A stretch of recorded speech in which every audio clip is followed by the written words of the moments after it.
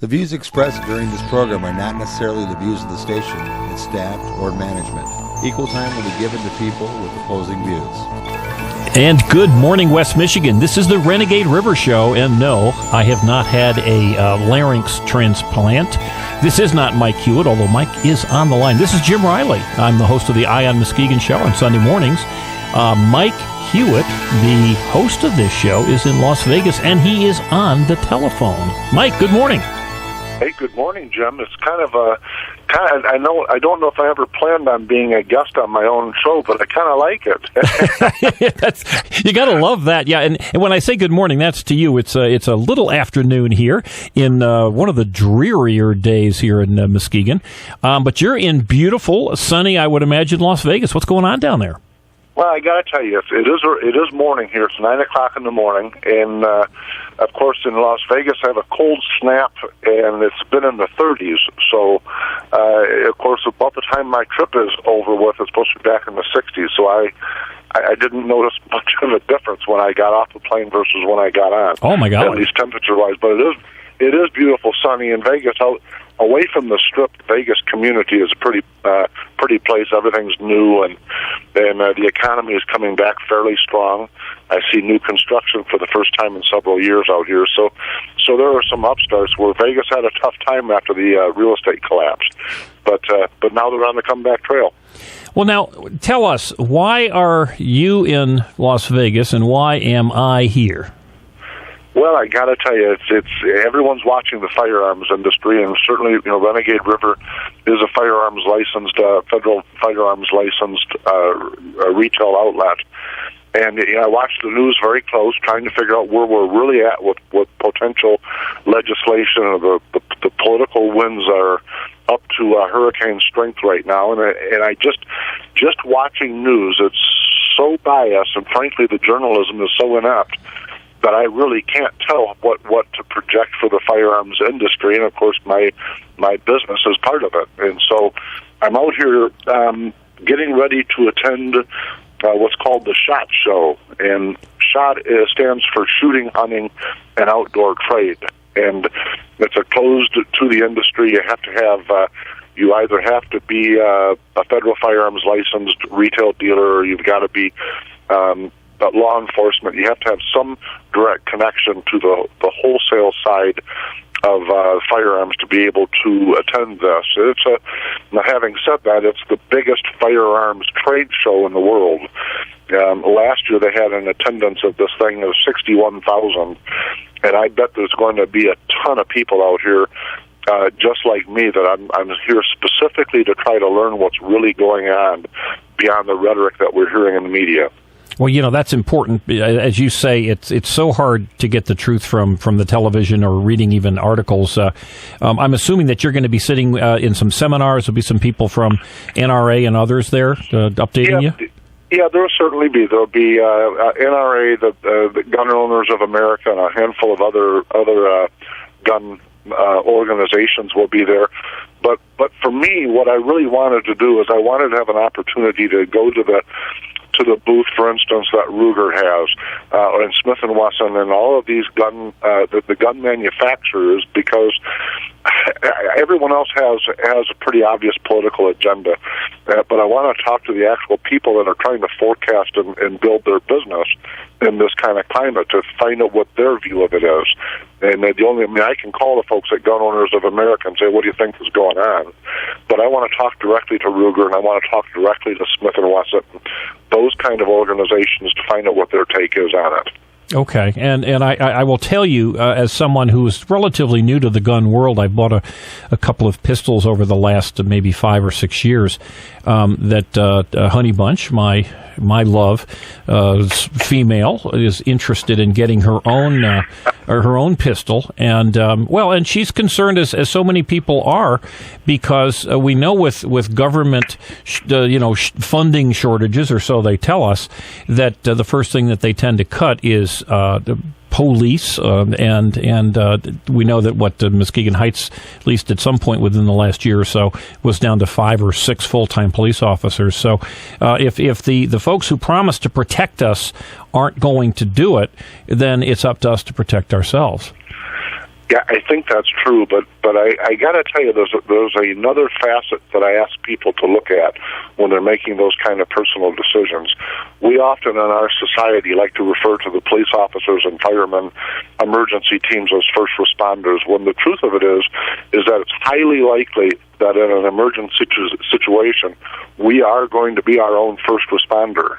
And you know, to me, it's almost like glomming onto an entitlement to think that somebody else is going to race in and defend me. I'm going to defend my family. I'm going to defend myself. And so, to me, it's a little bit of a state of mind that I strongly believe in. Now, when you're talking about one of the things I'm trying to figure out, that causes me to be here, is the actual shortage that's going on in the firearms industry. So it's beyond the politics of what is President Obama going to do, but it's the actual, for instance, right now, if you came into my shop and said, I want a Ruger, I'd say, okay, you're going to be a little while, because Ruger is backed up months. Now, when you say a little while, just as an example, because you are on the front lines of this entire event that's going on today, I come in and I want to buy, let's say, just kind of a standard Ruger 9mm. What kind of time frame is it going to take me to get a gun?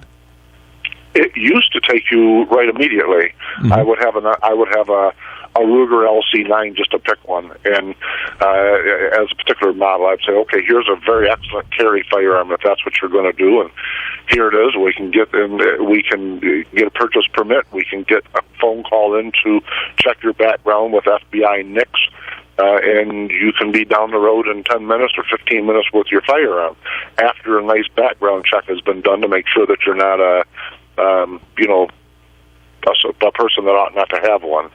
And so that was pretty easy. Now, what's happened, though, is first the presidential election, when President Obama won, there was a huge surge in firearms sales, because everyone remembers he said that I won't do anything against firearms in the Second Amendment in my first term. Well, now you're seeing him in his second term, and so the assumption is that if he promised he wasn't going to do it in the first term, he's probably going to in the second. Yeah, he made himself quite clear, and a normal person who's interested in owning a firearm is going to listen to the president, and he may not be the most truthful on everything, but it's, his voting record and his voice is very clear that he wanted to do something. And as we now know, we're in the midst of negotiations for some type of thing that's going to be dropped on the American public. No question about it. I mean, they've went as far as to brazenly say that they'll use executive order if necessary. And so what's caused, or what's happened? In fact, I've had a lot of customers say, why wouldn't Smith & Wesson and Ruger and all of these companies have prepared for that surge in sales? How could we possibly just be out? That's a really good question. Yeah, many dealers across America are literally out and can't replace their firearms for resale. And the reason is that they did plan for a surge, and they went through it fine. Had just a day or two of low volumes in terms of what we can get from national distributors. But then what happened is the Connecticut that shooting happened out there, and that caused just a huge tidal wave. Sandy Hook. Okay.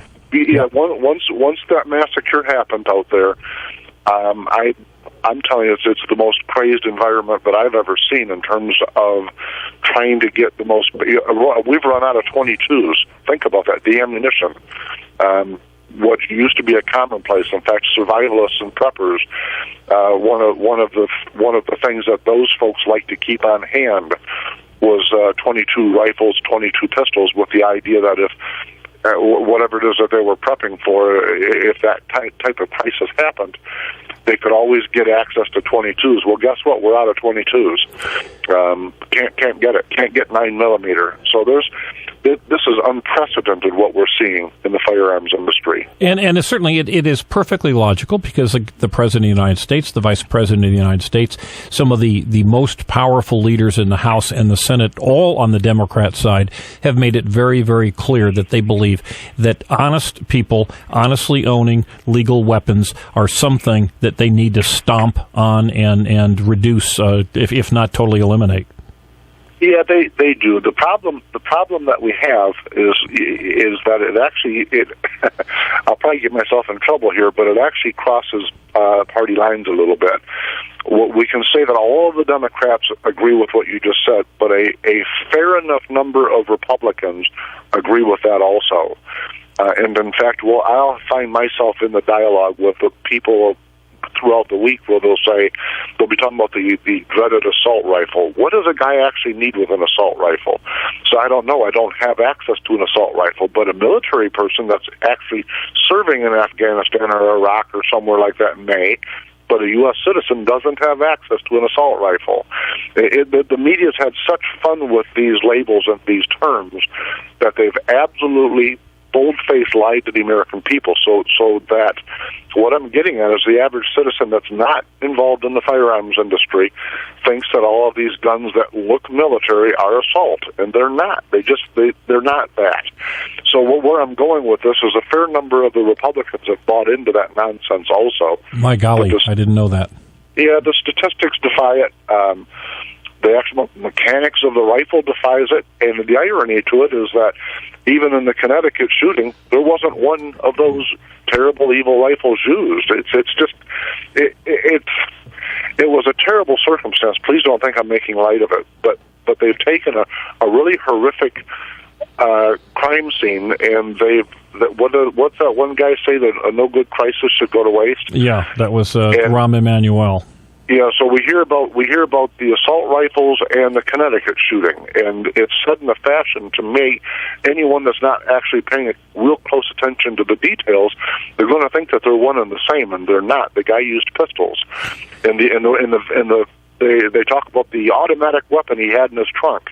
He didn't have an automatic weapon in his trunk. He had some kind of sport rifle or shotgun. Frankly, I'm not sure which, but it wasn't an assault rifle, as they use the term. It had a thumbhole stock on it.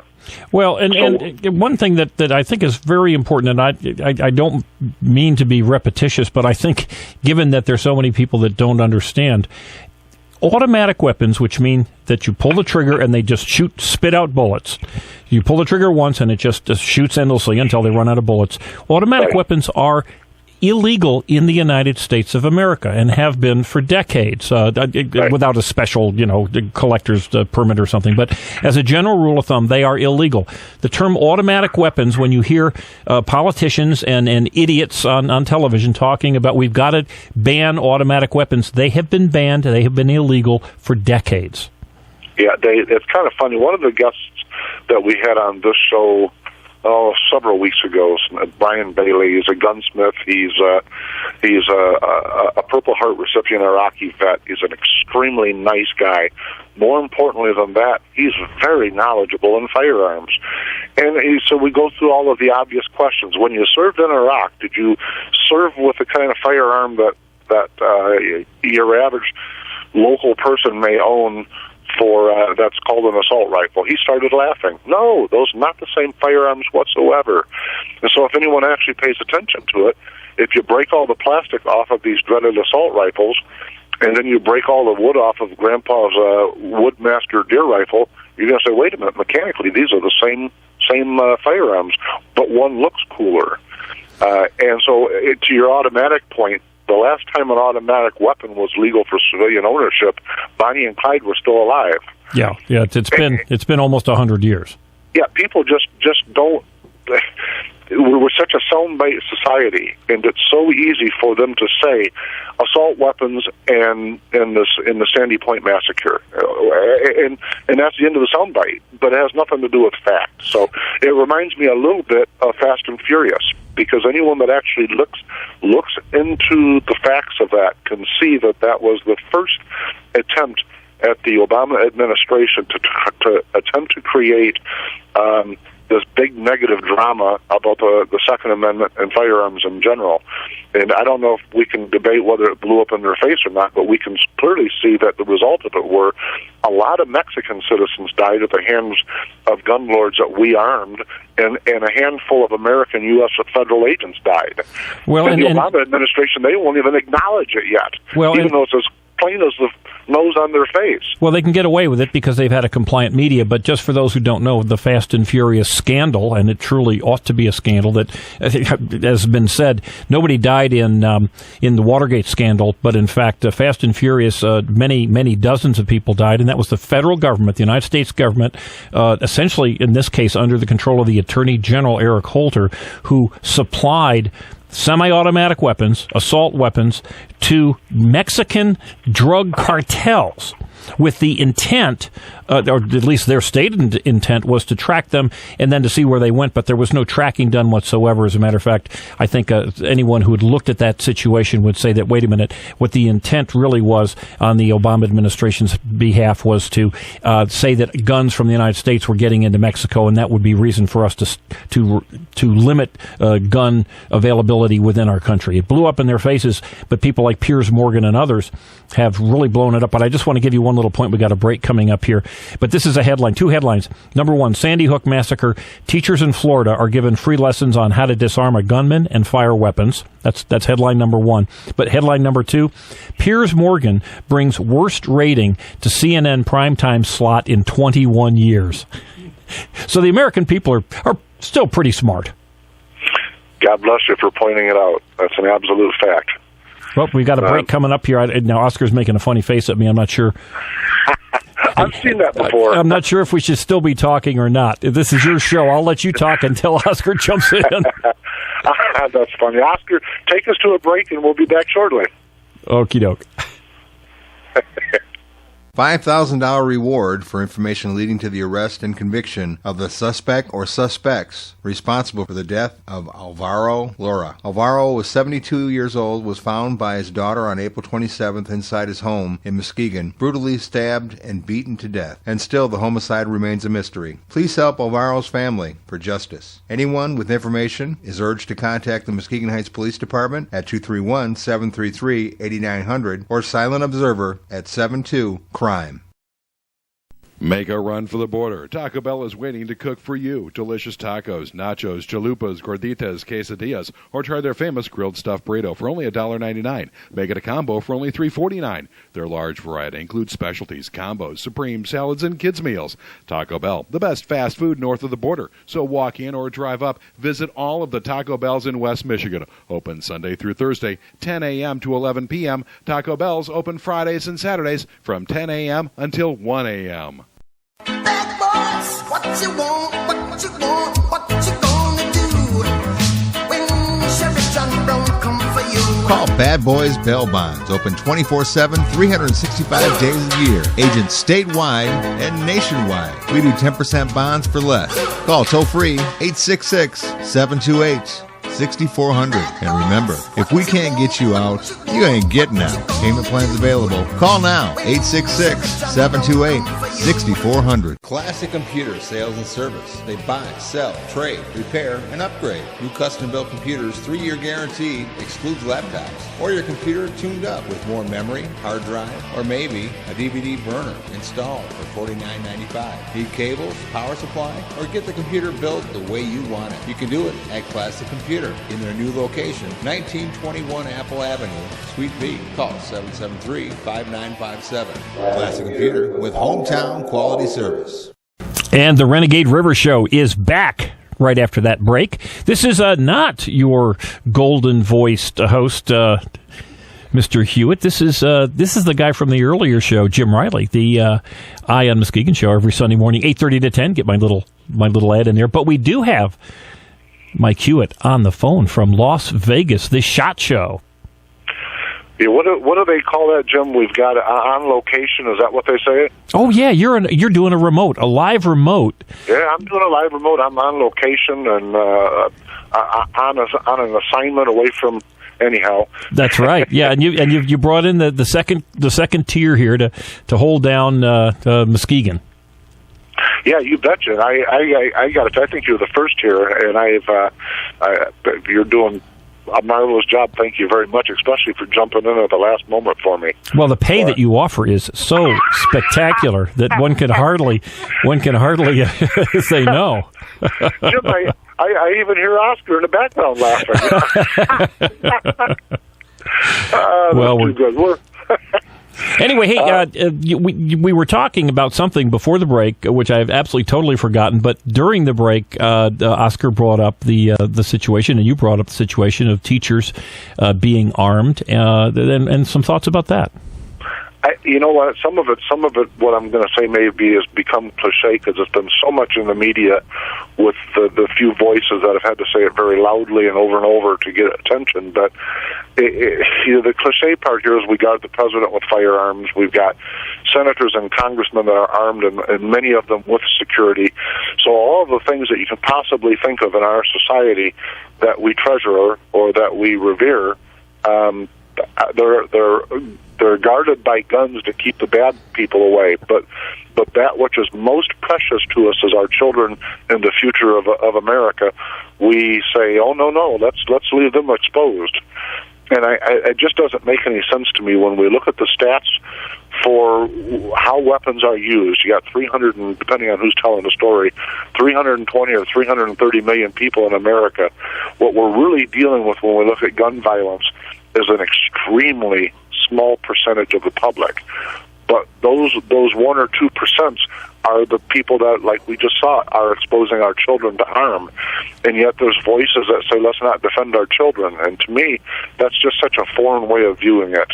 Well, I would just take it at one other step, because there's a little more anger in my side of it, and that is simply that it's the hypocrisy of those who want to disarm you or other honest and law-abiding Americans from defending their families when you've got the President of the United States, and this is a quote, right after his reelection, he said one of the benefits of the reelection was his ability to, quote, to have men with guns around at all times in order to protect his daughters.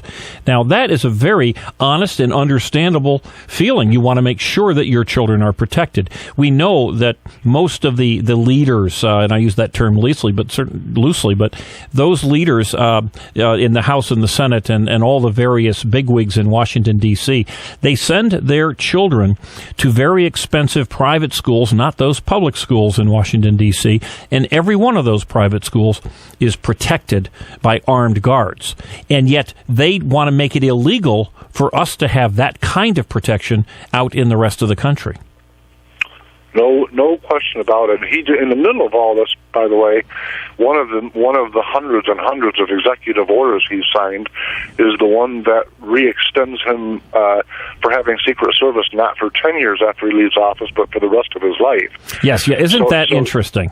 Yeah, he's concluded that, Bill Clinton didn't mind being exposed after 10 years, but he wants guns around him always and his family. And you think, wait a minute, you're pounding on the table saying disarm America while you're demanding that you yourself be guarded by firearms the rest of your life. And you got to, it's so hypocritical that it's almost laughable, if not so sad.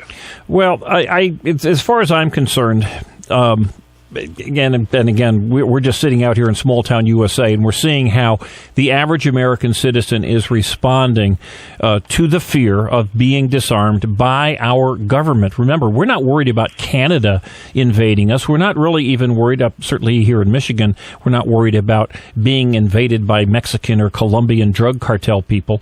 We're in fear, and we're going out and spending our hard-earned money. We're in fear of our federal government. Yeah, it's an interesting thing, because I know anyone that listens to this show before has heard me ask the question why, because I think why of all of the questions is the most important thing. And so when I stand back and look at it and say, why do they want the Second Amendment crushed so bad that they would arm drug lords in Mexico to try to have that happen? To me, that's a huge. That's not let's debate this on the floor of the House of Representatives. That's knowingly and wantingly having people become dead so that you can push your political agenda. And when I ask why would they want that to happen that bad, this is beyond the argument of whether we're gun or anti-gun. And I got to tell you, then any answer I can come up with to the question of why is fearsome, because then I got to look at history, and history gives me some very, very bad information, very scary, fearsome information about disarming a populace. Well, Mike, let me tell you, there's a website that I go to quite often called Insta Pundit, and they had a post which is from someone else's blog, but the title was "It Can't Happen Here." And let me just run by some of the things that we all know can't happen here. Number one, rounding up people and sending them into concentration camps, whether called reservations or relocation centers. Of course, that happened here in this country to Native Americans and Japanese Americans during World War II. It can't happen here. Illegal medical experiments involving infecting people with diseases. Of course, we know that happened here with the black folks down south with the Tuskegee syphilis experiment. And interestingly, it was explained to the victims as they were getting free health care from the United States government. It can't happen here. After the Katrina hurricane, the gun confiscation, remember that? When the federal government and state and local governments went in and confiscated guns from everyone because of the hysterical reporting in good measure in Fox News and CNN. It can't happen here. No place would we have to worry about in the United States about a law that would allow indefinite detention of American citizens without due process of law. That bill, the National Defense Authority authorization, was just signed just a few months ago. It can't happen here. American citizens going about their daily business being stopped and searched again without probable cause or any kind of warrant. Now, we're not just talking the TSA at airports. This is happening at bus terminals, railway, subway terminals, highways, and even high school proms. So all of these things that you and I, and certainly those on the left, tell us it could never happen here. We don't need to worry about that. Well, guess what? They're happening time and again. This isn't paranoia. This is happening today. Yeah, it's happened. It's happened. Not only is it happening right now as we talk, but it's happened throughout the entire American history.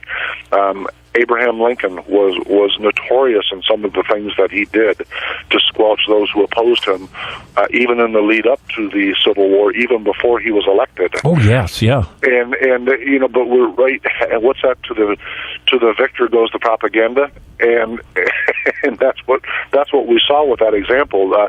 Andrew Jackson was America's little Hitler.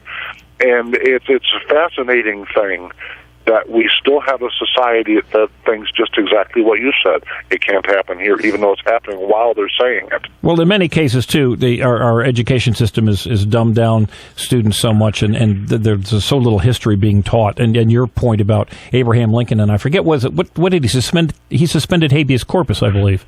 Yeah, he did. And he was, by all accounts, a tremendous president, but then you have to put things in the context of the day.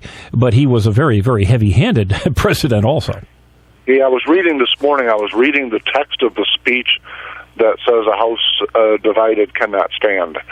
And, they don't, in school they don't teach it the way, for lack of better words, they don't put it in context. And I was reading the speech, and I hadn't remembered that, or didn't. I don't know if maybe I didn't even know that the speech was actually written 2 years before he took office as president. And he was almost, if you read the text of the speech, it was like he was fomenting or trying to build up the political will for civil war. He said he didn't believe that America could stand without first going through such an exercise. And so, anyway, not to get off into history, we've got enough of problems going on our doorstep right now, but we live in very fascinating times, to say the least. Well, let's change the subject just a little bit back kind of to what we began talking about, and that is there's a huge shortage of guns, and there's a huge shortage of ammunition. When is that likely to get caught up, and is there any legislation or anything that's happening now nationally from the anti-gun forces that can slow things down? So when are we going to be able to buy ammunition in reasonable quantities, and when are we going to be able, or what's on the horizon here? I got to tell you, the reason I'm out here is to try to answer those questions, Jim. Okay, great. When I talk to the national distributors from our shop in Spring Lake, I'll say, okay, when can we get Ruger supplies? And their answer is, we have huge orders in for all of it. I don't have an answer. It could be 5 minutes. It could be a month. When I talk to the various people that are involved in retail, including people from Walmart, where they'll bring in a supply from their storage, where they've got huge quantities that they had in storage of ammunition prior to the election and then the shooting, before all of the surge in sales. You've talked to them, they'll put ammunition on the shelf at 7 in the morning, and they'll literally have people taking it. They can't even stock it. While they're trying to stock it into the shelves, they've got people buying it. So they start at 7 a.m. and they're out well before 9 a.m. And that's happening across America, not just in Ottawa or Muskegon counties. It's an incredible surge. And so one of the things that you have to start predicting, or I do as a retailer, is that and this, by the way, none of this is the result of legislation. It's the result of citizens and government buying ammunition and buying firearms. So many sales that we've just simply outpaced what the manufacturers can make. But I'm told that once they finally are able to stock the shelves, we'll have a follow-up surge, because right now you've got a huge pent-up buying demand building. Because it sounds like we're all talking about a surge, but there's not really that many firearm sales happening right now because there's no firearms to buy, if that makes sense. Sure, it does. Well, it seems to me then, anyone listening here, and we ought to get the word out, that your show next week from noon to 1 o'clock on WKBZ on Sunday is going to be pretty exciting, because you're going to be one of the few guys in this entire county who will have just returned back from the front lines with all of the information that's available. I got to tell you, I'm really looking forward to it. I'm going to talk to as many people as I can and get as much information as I can, both in their printed, whatever they're handing out, but as many notes as I can make. I think we live in it. Like I said, I think we live in very, very fearsome times in our country, and this is the epicenter for how to measure the true state of our political climate. Well, one would hope that the forces of the Constitution that has so served us well will prevail. I would like to. In doing my show prep for this over the last few days, I found an interesting article, and it said, let me just read some of it. It said, all Americans who have been prescribed psychiatric medications could be denied their constitutional rights under gun control legislation expected to be introduced in the U.S. Senate on January 22nd. And here's a way that this is the federal government now. This isn't just some whack job out there. This is the president, the vice president, and the leaders of our United States government. What they want to do is they're going to put or at least this is what's feared. They're going to put heavy emphasis on, quote, mental health with this new gun legislation. So anyone who was ever, well, actually, this is very similar to people who suffer from post-traumatic stress disorder are not allowed to own a handgun. What they're looking at now is anyone who has ever been prescribed with any mental illness, anyone who's been prescribed with an antidepressant or maybe even a drug for ADHD. In other words, all these young kids that we put on Ritalin. Well, it's clear, according to this fear, that they have emotional or mental problems. Therefore, since they have been prescribed and they have emotional weaknesses, that they should not be allowed to buy drugs or not be allowed to buy guns because they've had, in essence, the drugs forced upon them. But this is a way that certain groups are looking to expand the power of government and keep guns out of the hands of honest people. And to me, it's very, very frightening. Yeah, but let me take that a step further because I want to translate what that actually means for some people listening. One of the fears, this is my contention, one of the fears that the extreme left has is that you've now got a couple 100,000 seasoned veteran soldiers that are here in America running perfectly nice civilian lives after having served in Afghanistan or Iraq. And the very left, the people like Obama, the last thing that they want to think of is the Second Amendment rights in the hands of a couple 100,000 seasoned veteran U.S. soldiers. And so if you mention the PTSD And if you have a soldier that say he or she was injured in a roadside bomb attack, sure, and so when they get back, they've come home. There's no question that they're going to have things that affect them from what they've seen. They're going to have some physical effects from that. I know of people that have had, for instance, difficulty running their checkbook, so they'll seek some assistance from VA to do that kind of structure. So we're talking about just a basic task. We're not talking about someone that comes back as volatile and dangerous to society. We're talking about someone that saw some horrific things, maybe had some physical injuries, but once they get labeled with this, even if their request was just help with a checkbook, now they're labeled, and so their Second Amendment rights just evaporated because they sought help to do a checkbook. Well, this is the level that frankly I think the forces of evil are stooping to, and if people like you and I allow them to get away with it, certainly the media will allow them. We've got to speak loudly, and of course this hasn't been presented yet, but we do already have the National All Schedules Prescription Electronic Reporting Act, signed into law by President George W. Bush in 2005. So, in other words, all of these prescription drugs are in a national database already. Yeah, they are, and the laws that they're proposing are in large part already in effect in the state of Connecticut. And I don't think that the average citizen realizes that. And the point I'm bringing That's up a great is point. that you cannot legislate common sense. You cannot cause a bad person to be good with a law on the book. These things are exercises as an absolute futility at the direct expense of yours and mine and our family's liberty and safety. And it's a phenomenal thing. There are if you start looking at the homicide statistics in the United States, and the extreme left will say, look, it's all gun related. I say, okay, well, let's extract out the people that are in the gun-free areas like Chicago, like Boston, that belong to gangs. So now we're going to remove the gang violence and just look at the math outside of those zones that don't allow guns, ironically enough. And you know what? All of a sudden, the death of homicide by gun drops down to like 8th on the list of weapons used. Probably well behind texting and driving. Texting and driving, drinking, baseball bats, by the way, were listed as number one outside of firearms. With if you don't include the gang violence, then that makes baseball bats the number one choice of because people are acting out in passion, and the notion that guns won't be available to bad people because somebody passes a law.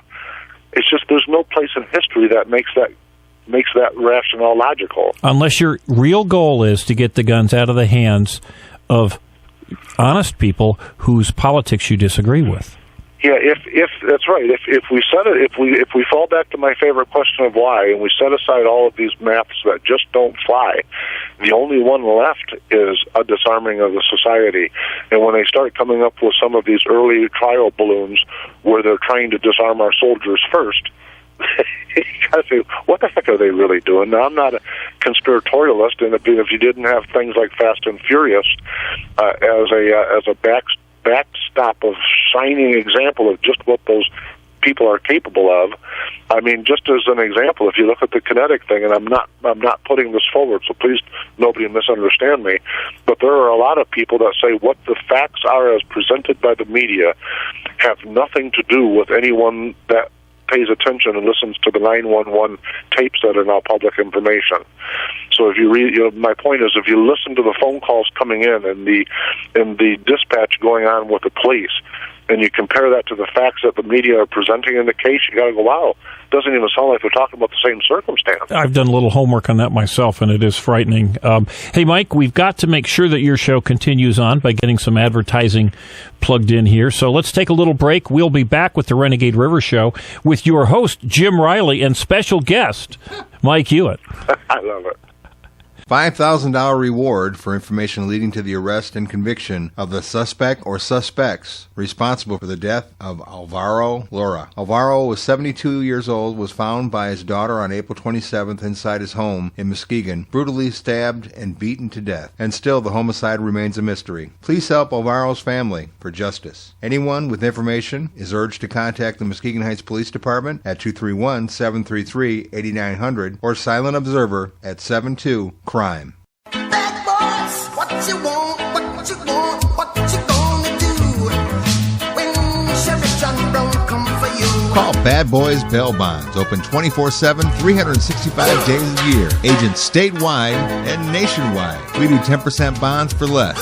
Call toll free 866-728-6400. And remember, if we can't get you out, you ain't getting out. Payment plans available. Call now, 866-728-6400. Classic Computer Sales and Service. They buy, sell, trade, repair, and upgrade. New custom-built computers, 3-year guarantee, excludes laptops. Or your computer tuned up with more memory, hard drive, or maybe a DVD burner installed for $49.95. Need cables, power supply, or get the computer built the way you want it. You can do it at Classic Computer in their new location, 1921 Apple Avenue, Suite B. Call 773-5957.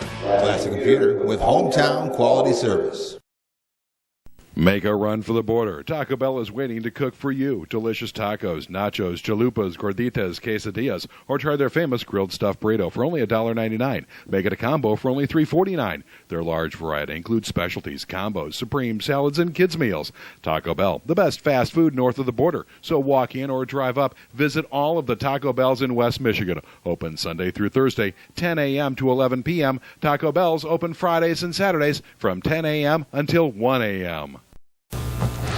And we are back at the Renegade River Show with your substitute host, Jim Riley. And on the telephone, live from Las Vegas, a guy that everybody ought to be familiar with, Mike Hewitt, the official host here. Good afternoon, Mike.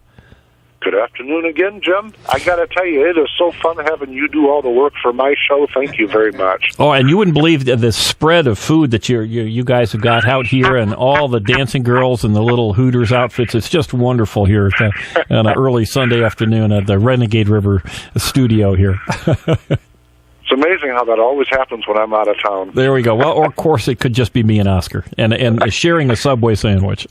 There you go. Hey, while we were on break, though, we were kind of kicking around again the idea of schools and who should carry. And yeah, Jim, take us a little bit down that path again. So I think we left some food on the table. We need to clear up. Well, I think it's important. You and I having a conversation sometimes is a little bit repetitious because we tend to agree. We've had similar experiences, or at least similar views here. But Oscar has had a little different life experience, and you asked Oscar what his thoughts were about having teachers or school employees armed in order to protect the children. And Oscar, why don't you jump on that? Because I thought your response was really very, very intelligent. Well, the only thing I worry about is the kids themselves at school that can get a hold of these guns. I mean, how are they going to choose the right teacher, the right person to hold this gun when there's kids out there that are ready to jump on that gun and take matters into their own hands? You mean like if it was on a holster on their hip? Right, or holster, yeah. Or even locked up somewhere. They could still, they could find the keys. They're very sneaky. Kids are very smart. Yeah, they are. Yeah, You're right. I got to tell you, Oscar, you and I really agree on that. And but the flip side of it is that I think if the bad guys didn't know whether the teacher may be armed or not, I think there's a value to that. But I've talked to a lot of teachers in my time, and I've had a number of them tell me that they've been in classes or in school districts where they were afraid to go to work. Right. And first off, that's a measure of the societal problem we're having outside of this firearms dialogue, that a teacher's afraid to go to work. I mean, what a statement of our society.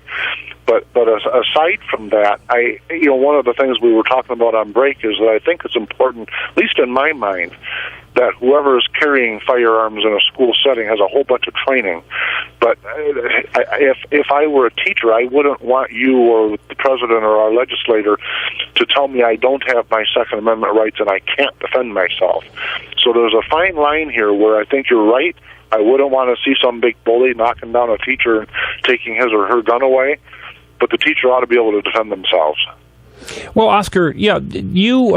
It seems to me your view is very reasonable.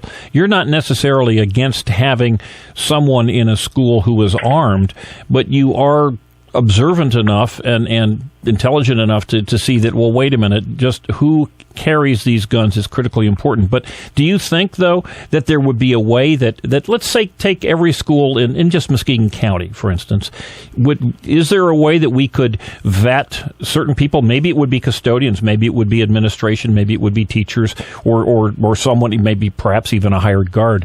But do you think that there'd be a way that people could work out to make this work so that the children would be safe, the gun wouldn't be taken from the adult, and have things even worse?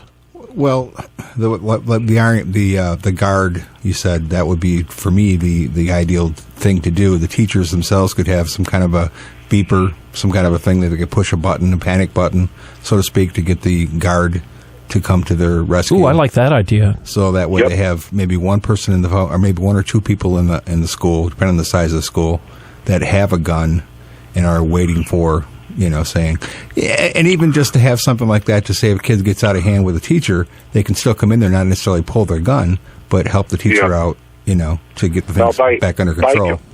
By comparison, keeping in mind I'm calling live from Las Vegas. I've got family out here, so I'm not sitting in a hotel. I'm sitting at my family's home, and I've got a nephew who has a son who's in high school, and here at his Las Vegas high school, they've got 8 uniformed sheriff deputies in school every day walking the halls. Now, is this a like an inner city troubled school, or is this just standard for Vegas? This is Las Vegas. I mean, Las Vegas is a very large, several million person pop. I think everyone thinks of Las Vegas as a strip, period, but there are several million people that live here. It's a very large community, and it's got all of the trappings that go with most large communities. You got adolescent gangs that can be very volatile. You've got all of the things that go with what a large city means, sadly. Well, okay, but Oscar, is someone who might be a little hesitant towards, arming everybody. Actually, the school that I come from, in Mount Clemens High, on the other side of the state, not when I was there, but after I left a few years later, they did put armed guards in the school itself. So. But that might have been because you left. Probably, yeah. No, but I got to tell you, even at Grand Haven High School, which is where my daughters graduated from, I don't know that I ever remember physically being in that school where there wasn't a deputy, and I don't know that the deputy is stationed there or not. But I don't ever remember not seeing one there. And with 4 daughters, I spent a lot of time at the high school. So I don't know that having an identifiable authority figure that's armed, I endorse that idea. Well, it's interesting. Here we are talking about this because the ultimate goal, certainly as stated by the left, by the President of the United States and his supporters, and by gun rights supporters, and by all 3 of us here on this radio show, is that we want to make sure that our children are protected. But the answer that comes from the left is, let's disarm those folks who have never broken the law, who have lived a life exemplary enough that allows them to legally purchase guns and ammo and the rest, and not do anything in terms of taking care of the guns that are used illegally. It's a kind of an interesting point of view. It is, but even when you get bipartisan support on some issues, and let me give you an example of how it's so difficult to legislate common sense. One of the things that most people agree on is that there ought to be a background check before a firearm is sold. I suspicion that Oscar would be on board with that statement. Is that true, Oscar? Sure. Yes. Okay. Here's the devil in the details. My brother and I both have firearms. If, in fact, I've got some of my father's, he's got some of my father's who passed away. If he wanted to give me one of my dad's firearms, Do I need to pass a background check for a family to give a family member back? You have to ask yourself, how far do we want to take this? Yeah. That's my point. Does it get to the point where a cousin can't sell his cousin a bird shotgun? And we do have a Second Amendment. This is not just somebody's law or rule. This is the amendment to the United States Constitution. So one of the things I've heard from both sides of the aisle is they've pinpointed or have focused on things like gun shows, where you have supposedly 40% of the firearm sales in America goes without background checks. And on one hand, it's easy to say, yeah, that makes sense. But then on the other hand, we say, no, wait a minute. None of the firearms that have been used in these were bought in such an application. And so why are we using that as an example when there's no evidence to support it that it ought to be an example? Hey, Mike, we're running a little out of time here. I think that this is I know this is your show, but next week when you come back, I'd love if you could talk a little bit about the supposed gun show loophole and some of these other items, in particular what you're learning out there at the SHOT Show in Las Vegas, Nevada. And if, as you gave me this okay, so I'm going to do my little ad here. Folks, the Muskegon County Republican Party is going to have an open forum tomorrow night at Muskegon Community College, 6 o'clock. Room 1202, which is the back part of the community college, and they are going to have from the Mackinac Center their director of labor policy talking about prevailing wage, which is frankly it's a big union ripoff, and it may very well cost the citizens of Muskegon County up to $5 or maybe even $10 million extra dollars in new construction projects coming down the road. So there's my little ad. Everybody's invited tomorrow, 6 o'clock, MCC. Mike, thank you for letting me sit in for you, and looking forward to your show next week, because you're going to bring all sorts of cool stuff from Vegas. I'm excited about it, and thank you for having me on my show as a guest. God, I love that. I'll have to do that sometime. We'll get you in on our show, on the Ion Muskegon show. I'll look forward to it. Thank you, gentlemen, and thank you, listeners. All righty. A great show, and look forward to next week. Every Sunday from 10 to 1 o'clock. And by the way, IonMuskegon.com, we're going to be putting the audio of this show on this afternoon. Last week's Renegade River show was also on IonMuskegon.com, and pretty soon we're going to get Mike up to speed so he'll have his own website. Very nice. Thank you, gentlemen. Bye-bye now. Have a great week. The views expressed during this program are not necessarily the views of the station, its staff, or management. Equal time will be given to people with opposing views.